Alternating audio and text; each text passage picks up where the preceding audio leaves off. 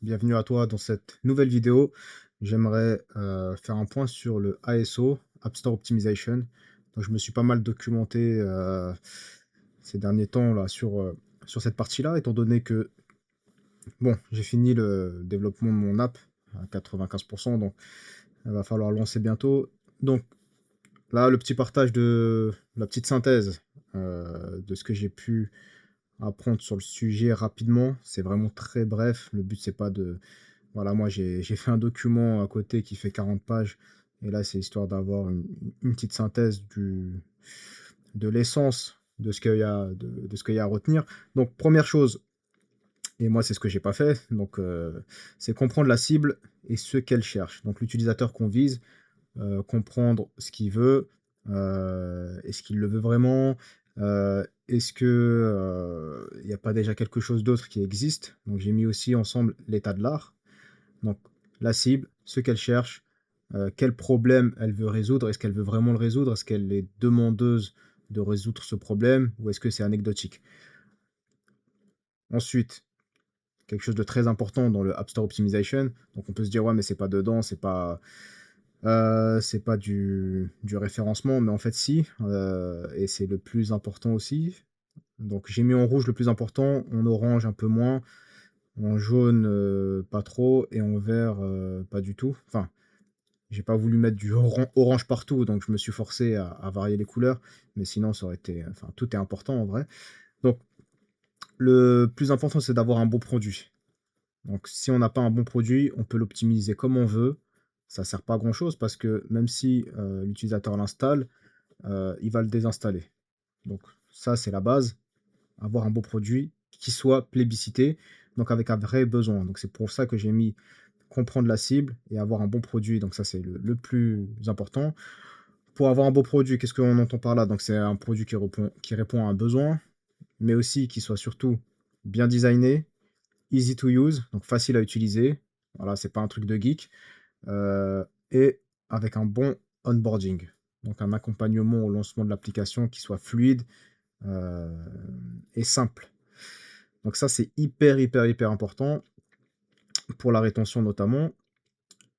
L'état de l'art, donc c'est espionner la concurrence, voir les avis sur les apps concurrentes, donc ce qui marche bien, de quoi les utilisateurs sont contents et ce qu'ils critiquent. En fait, c'est une mine d'or pour nous, hein, de scroller les avis, sur les stores, des concurrents pour voir ce qu'on peut améliorer, la petite touche que nous on peut apporter, ce qui va nous différencier des concurrents et là où on va pouvoir plus se positionner. Donc l'état de l'art, c'est très important aussi.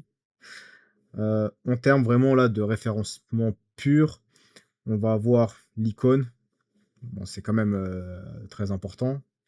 Les screenshots, j'ai mis en rouge parce que c'est encore plus important, et donc pour faire ça,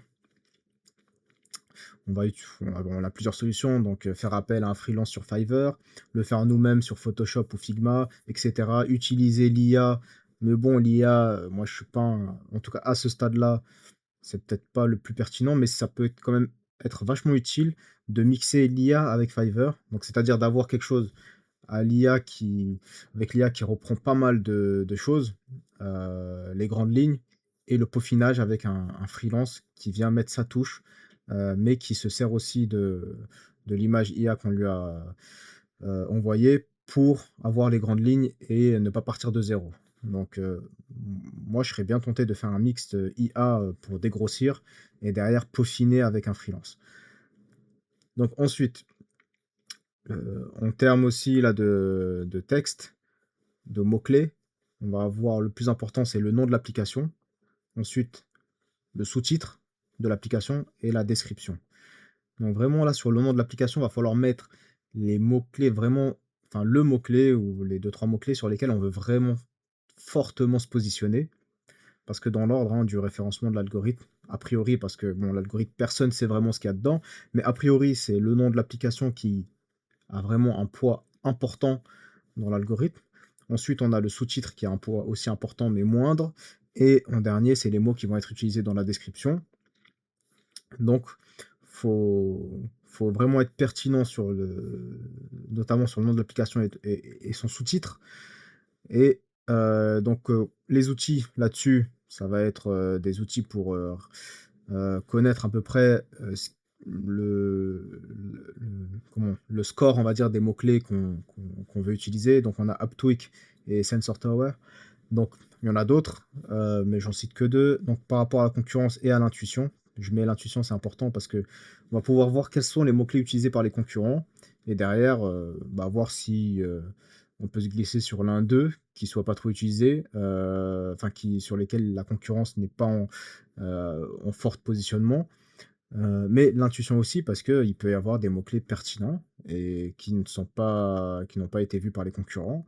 Et donc le but du jeu, c'est de trouver un mot-clé avec un trafic élevé, donc high traffic and low competition. Donc un trafic élevé, donc des utilisateurs qui recherchent pas mal de fois ce mot-clé sur le store, mais low competitions, donc sur lesquels il n'y a pas beaucoup de compétiteurs, voire pas du tout. Mais si le mot-clé s'il y a peu de compétition, c'est forcément que le trafic, il sera pas très élevé.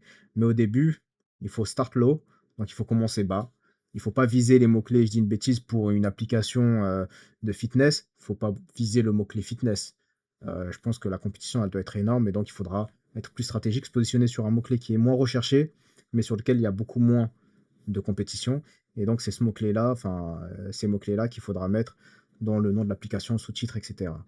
Donc là, il faut se faire une caisse de plusieurs mots-clés, hein, une dizaine, une vingtaine et derrière les utiliser dans l'ordre, hein, les plus «rentables» entre guillemets, donc par rapport à ce ratio, donc high traffic and low competition, donc le plus rentable dans le nom de l'app, les un peu moins rentables sous-titres et ceux, beaucoup moins rentables mais qui sont dans notre liste, dans la description. Voilà, après ça on va pas rentrer dans le détail. J'ai mis en rouge le A/B testing, donc les A/B tests. Donc là, ça va être le fait de soumettre plusieurs, fiches sur les stores, donc plusieurs icônes, enfin une fiche avec un icône différent, avec un icône différent pardon, des screenshots qui peuvent être différents, un nom d'application un peu différent, sous-titres, description. Peut-être pas tout changer, en même temps ou peut-être au début, mais après peaufiner et changer un peu moins pour vraiment voir qu'est-ce qui fait la différence. Mais l'A/B testing, c'est vraiment de fait de comme sur YouTube quand ils mettent des miniatures différentes par rapport à enfin pour tester, les miniatures et savoir laquelle marche le mieux. Bah là, c'est pareil, on va changer l'icône, on va dire qu'à 50 des utilisateurs, on va leur mettre l'icône A, à 50 autres on va mettre l'icône B. Pareil pour les screenshots, on va mettre ce screenshot-là à 50 des utilisateurs et on va proposer un autre screenshot à 50 autres des utilisateurs et derrière, on va voir les statistiques. Donc lequel performe le mieux et ensuite, on va garder celui qui performe le mieux. Et ensuite, on va relancer un autre A/B test, donc avec celui qui performe le mieux. En fait, c'est comme un championnat, quoi. Il y a plusieurs candidats, il y a les quarts de finale, enfin les huitièmes, les quarts de finale, la finale. Sauf que là, ça s'arrête jamais, hein. Faut toujours prendre le vainqueur et le retester avec d'autres, jusqu'à avoir le truc le plus optimisé possible. Donc voilà, il faut faire des A/B tests sur, grosso modo, icônes, screenshots, nom de l'application, sous-titres, description. Donc ça, c'est hyper important. Donc je l'ai mis en rouge. Les reviews, important. Donc l'astuce, c'est de demander une review lorsqu'on donne le plus de valeur à l'utilisateur. Donc c'est là, on va essayer de timer l'utilisateur, de savoir à quel moment il est le plus enclin à mettre un 5 étoiles. Donc à quel moment il aura la meilleure expérience sur l'application, là où il va vraiment avoir des bénéfices et il sera bien heureux. Et c'est à ce moment-là, hop, qu'on déclenche une pop-up avec une demande d'avis. Pour finir, le pricing. Donc le pricing, c'est quoi? C'est avoir un bon paywall. Donc la page d'achat, enfin le screen d'achat, l'écran d'achat qui va donner envie à l'utilisateur de payer. Donc il va voir vraiment tout de suite toutes les fonctionnalités qu'il va pouvoir auquel il aura accès en payant. Donc il faut que ce soit attirant et cetera. Maintenant, il faut aussi adapter le pricing au pays, logique et pour finir, pourquoi pas, privilégier le paiement par abonnement. De ce que j'entends et je vois, c'est le meilleur mode dans la plupart des cas. Donc voilà, maintenant, juste avant de terminer la vidéo, j'aimerais remercier mon premier abonné, Naître 2 fois 221 W1B. Merci pour la force et à la prochaine vidéo.